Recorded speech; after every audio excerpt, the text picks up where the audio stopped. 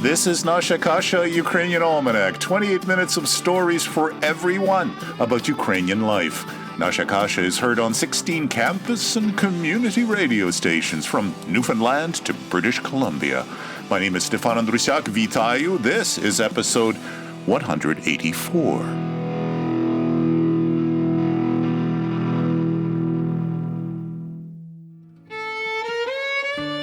For centuries, the territory of modern-day Ukraine was a meeting ground of diverse and flourishing cultures, and the home of one of the oldest and most populous Jewish communities in Eastern Europe. I'm quoting excerpts from the homepage of an organization called Ukrainian Jewish Encounter, and it continues, quote, "That Jewish community, consisting predominantly of Ashkenazi Jews, lived alongside the indigenous Ukrainian population through long periods of normal coexistence. But at times, relations were strained by violence and antipathy generated in the complex environment of successive dominating empires and states. These two people have much to gain by better understanding their joint and each other's historical experience in all of its complexity." End of quote. Taras Kulish knows firsthand of this complexity in all of its shades and nuances, for he is both Jewish and Ukrainian. His story today on Nasha Kasha.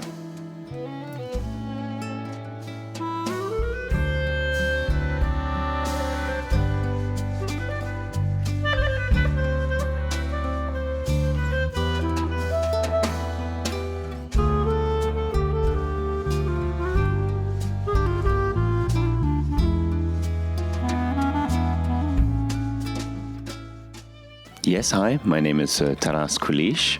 By profession, I'm a lawyer. As sort of a passion, I'm a volunteer doing various projects in Ukraine and in Canada. I do work in the Ukrainian community with leadership initiatives.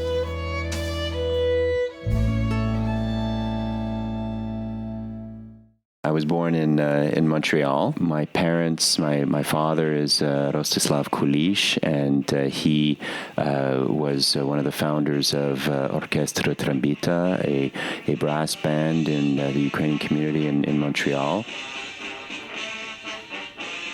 And that was founded sometime in the late 60s. And he also was a director of several choirs, Kor Boyan, and choirs for several churches. And then my mother is Ingrid Klinger. That was her maiden name, and so my mother is German Jewish. And even then, there's a duality because my grandfather, my maternal grandfather, was German, and my maternal grandmother was Jewish.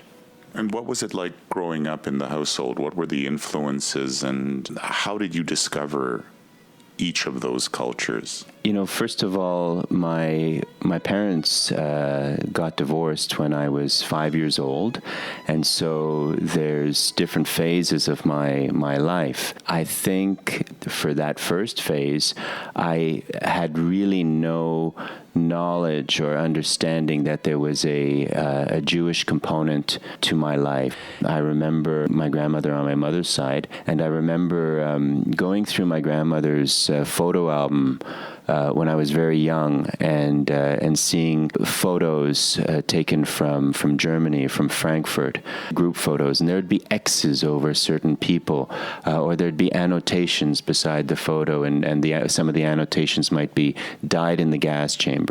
And then I would ask my grandmother, why is there an X over this person? Who is that? And she would explain who the person might have been, a relative or a friend, and there was an X because that person had perished in the Holocaust in Germany.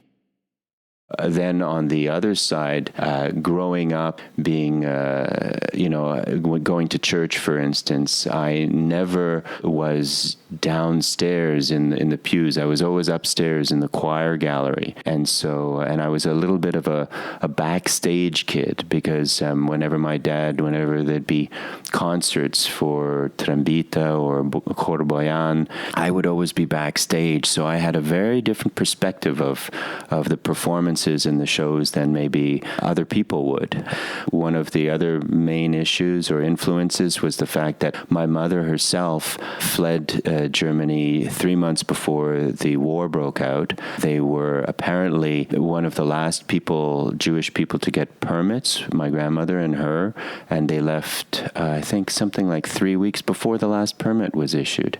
And they went to England, and so my mother was raised in England from age 3 to 19, and so she was quite British in her upbringing. Then immigrated to Canada when she was 19, but also she lived through the London Blitz, and she was part of the children who were evacuated from London during that time, and that had its own sufferings. She had a lot of, I think, inner turmoil because of, immigrating, being an alien enemy, being a German in England at the time when Germany was at war with England. And so and then being Jewish, it caused, I think, a lot of inner turmoil for my mother, which unfortunately then was reflected in my parents' marriage.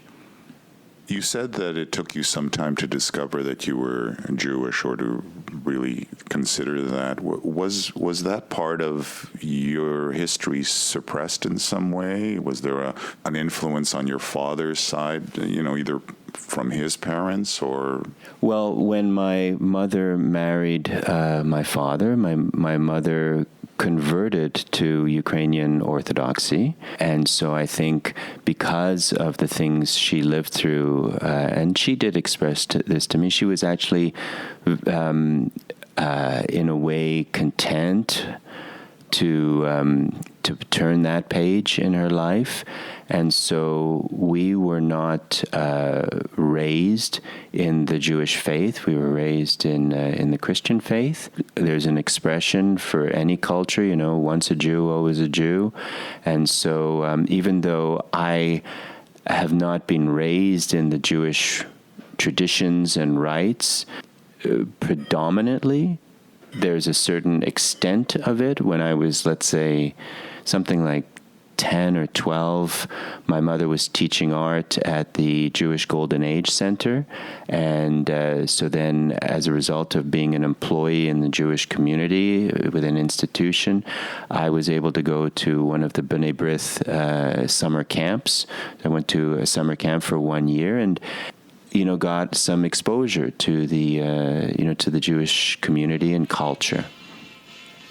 Just a note of transparency, my father sang in your father's choir, and they were quite close when he was putting together this band. I just wanted listeners to know that background. But I've only recently met you, so after the split, did your mom's identity surface a little bit more, and did you feel more a part of her past? I think I was maintained a good relationship with my dad, and I think it got better as the years went on, and we'd visit my dad and my stepmother. My father remarried, Roma, and so I'd visit every second weekend. There was a room for myself and my sister Tamara. We each had a room in their house, and whenever we would be visiting, then we'd if he had a concert, we'd go there. If there was Christmas, Easter, or whatever celebration, we were part of that. So certainly, I think the Ukrainian side was maintained to a large extent, except I think the big aspect was the loss of the Ukrainian language. I did try, for instance, 14, 15, 16 to take correspondence courses in Ukrainian and try to improve that. But then I think from my mother's perspective, it was more, shall we say, a more secular Judaism. I'd ask my grandmother questions about her past or the situation. Things evolved. When I went to law school, the title of my thesis, if you will, was The Probative Value of Soviet Evidence in the Canadian Judiciary System. And when you're going and doing this research, you discover different parts of the library. And so I found some books on what was going on in Germany for the Jews. And it was then that I learned that, there were laws passed and that it was illegal for even an Aryan man to walk down the same side of the street holding hands, even just holding hands with a Jewish woman.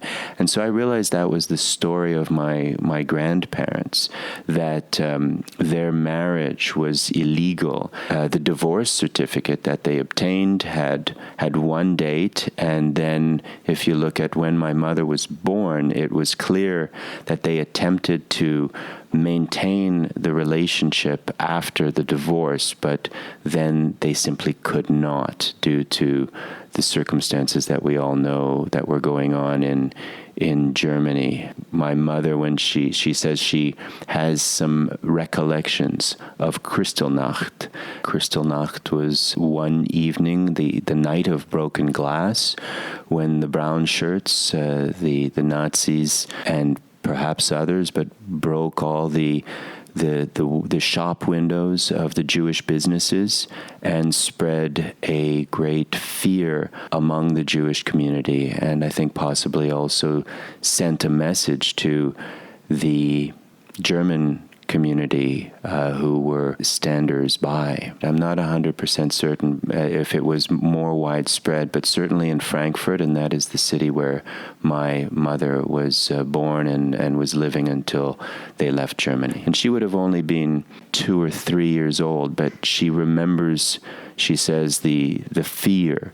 She says she remembers taking the train out of Germany and the understanding as a young child that she had to be quiet, that any misstep could possibly send them the wrong way to a camp or something.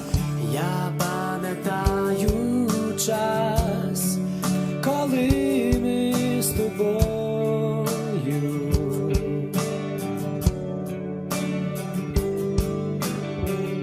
шукали місяць удвох, не тільки у снах. Лай-рай-рай-рай-рай. Коли я бачив ніч і йшов за тобою,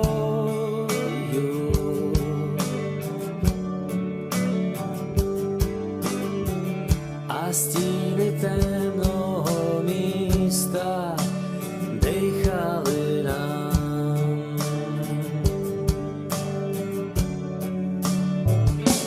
Ти заспівай свою сумну мелодію, яку співала вночі.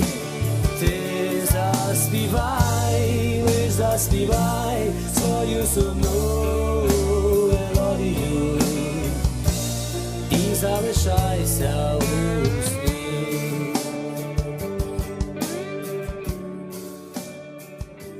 There is a complex history between Ukrainians and Jews. And people are trying to come to grips with that, and there's reconciliation, and I think some very major steps being taken forward to embrace and to recognize that history. Did you, as a kid growing up, ever feel any tension or negativity from the Ukrainian community? It was known. It was known that my mother was Jewish. If we were, let's say, I was a teenager and we were talking amongst peers or maybe some people who were a little older than me about Ukrainian issues. One time somebody said a comment to me of, well, you wouldn't understand, you wouldn't know. And I said, oh, why is that? And they realized where their mind was taking them. And he said, well, because, no, never mind. He didn't want to finish the thought or the words, the sentence. And I said, no, you tell me. And he said, it's because you're Jewish. And that hurt, to think that in people's families, people that we knew, that we were welcomed in their home, that they were talking about the fact that my mother was Jewish, and somehow it was understood that I wouldn't know about certain things that were quote-unquote Ukrainian issues because of that background. But I think now, I work in a Jewish law firm, predominantly Jewish, and they know my mixed background, and but they realize that I'm more, shall we say, Ukrainian. And one of the lawyers came up to me and said, "You realize that Ukraine is the only country in the world, except for Israel, that has a Jewish prime minister and president?" There's some ties that bring us together, but there's certainly reconciliation that needs to happen.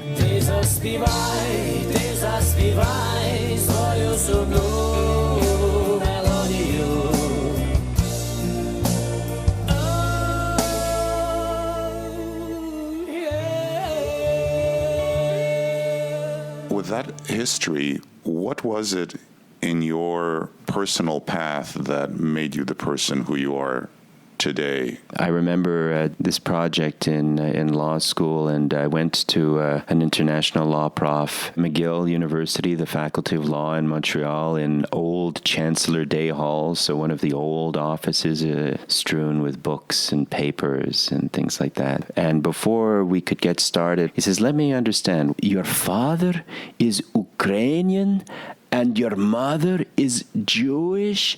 Oh my gosh, I can't understand. How is this possible?" I said, well, here I am. I can't hate one part of myself at the expense of the other. How's your mom? My mom is good. Her health is actually pretty incredible for a woman who's in her mid-80s. She is still coming to terms and dealing with things that went on in her past, specifically with the Holocaust. She always was very, very angry at her father for, let's say, abandoning them. And when I told her that it was not his fault, that there was a law that that was enacted, and they were forced by the regime to stop their relationship, things started to make more sense to her. She's maybe a Messianic Jew, a Jewish person, but she believes in Jesus Christ and Savior through believing in Him. She did well with her son on the Jewish part. Well, thank you. I don't know. My mother certainly taught me about frugality, about being a go-getter, or about she had something called stick-to-itivity, sticking out with what you started. She lived through the austere rations at post-war England. In England, they had to make do with little or nothing. It's certainly a blessing, I feel, to have parents who are immigrants. Having a mother who was educated and raised in England was part of a blessing for me, because it gave me a different window into the world, into culture. Мені сорочка мама вишивала, неначе долю хрестиком вела, щоб я легких стежинок не шукала, і до людей привітною була. Вікону доню мама говорила, життя закони істини прості.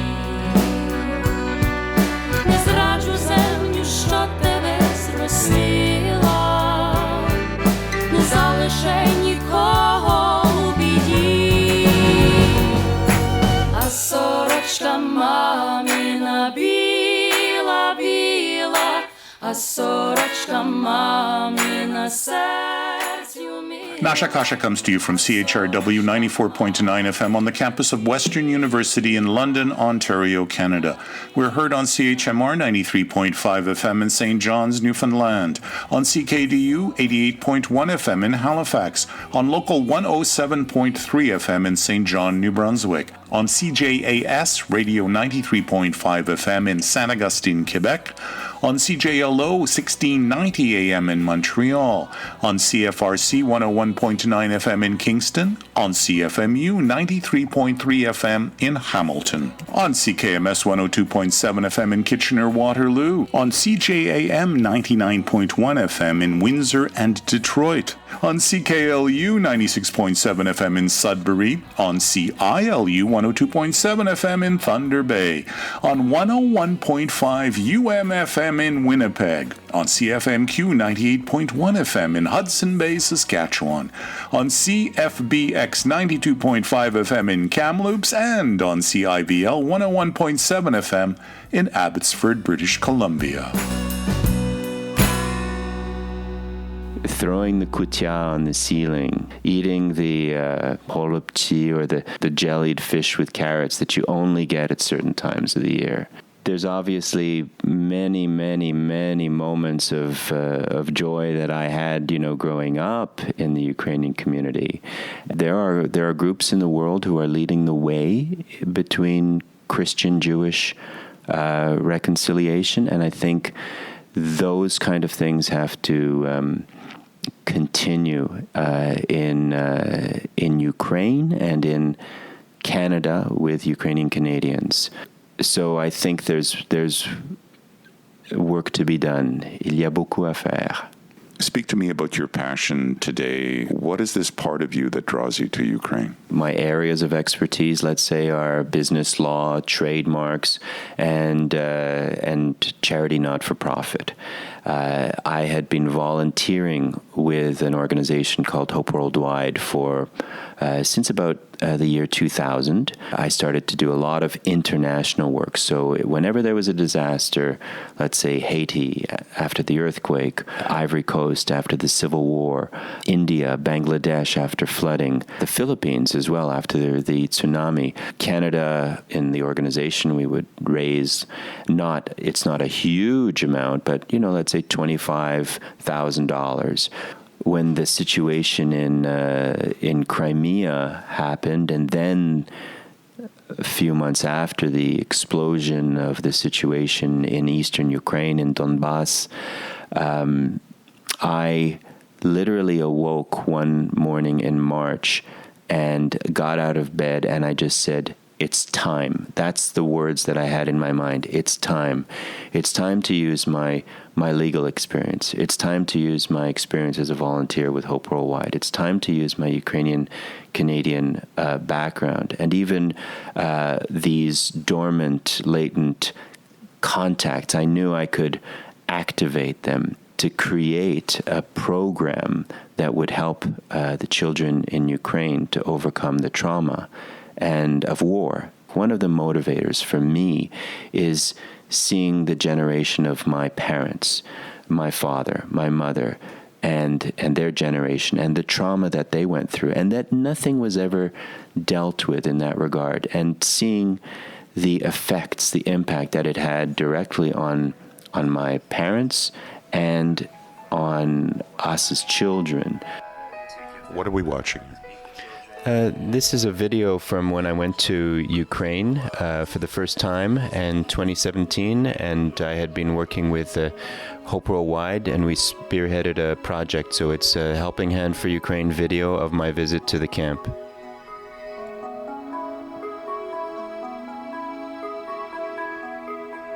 And this is a camp of what? It's a camp of 20 children taken from the Atoll region who live day to day in the near to the war zone, and so it's a trauma therapy rehabilitation camp, a 4-week camp where they're given skills, therapy, lots of rest, good food, and a lot of love. And so, if people are interested in supporting the work that we do in Ukraine to help children overcome, the trauma of the war, they can simply look up Hope Worldwide Canada. There's links to donate through Canada Helps, and scroll down on the drop down to Ukraine, to Helping Hand for Ukraine. If people are interested in giving a larger donation, wonderful. But even if somebody decides to give $5 a month, if a few people were to do that, it'll make a huge difference in the lives of these children. Everyone in the organization is a volunteer, and it's very much like many of the organizations in the Ukrainian Canadian community. We don't have an office. It's virtually run. We have to pay, obviously, for the auditors, and that's really the major administration expense. Well, we just saw a photo of all the children around me. What did you like about this camp? Мне нравилось здесь, что здесь много игр, много хорошо. So she's liking the food and the games. That's correct, and these children, of course, they're speaking in Russian because that's the language that they know from the area. And young boy is talking about how he liked the team leaders because they're kind, and he liked playing football, basketball, and the excursions. They went to Kyiv.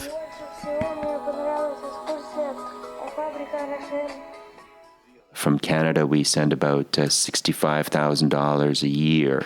We have a private foundation outside of the Ukrainian community which gives us $50,000 a year. That goes far in Ukraine. Thank you so much for sharing and for having me to share this story.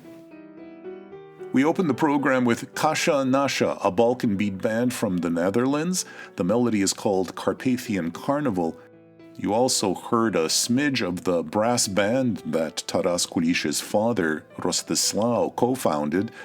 At the time, it was conducted by Andriy Harasimovich. Imer Oder Eimer Waltz, Opus 156, Always or Never, by Emil Waldteufel. It was performed by Mela Tenenbaum, originally from Ukraine. Okean Elzy sang Sumna Melodia, which translates as Sad Melody. Saskatoon's Teresa Sekirka sang Mamina Sorochka, a song about a mother's blouse, as a child holds that shirt dear to her heart. And we close the show with Manitoba's Evan Wish. His composition is called See a Shooting Star.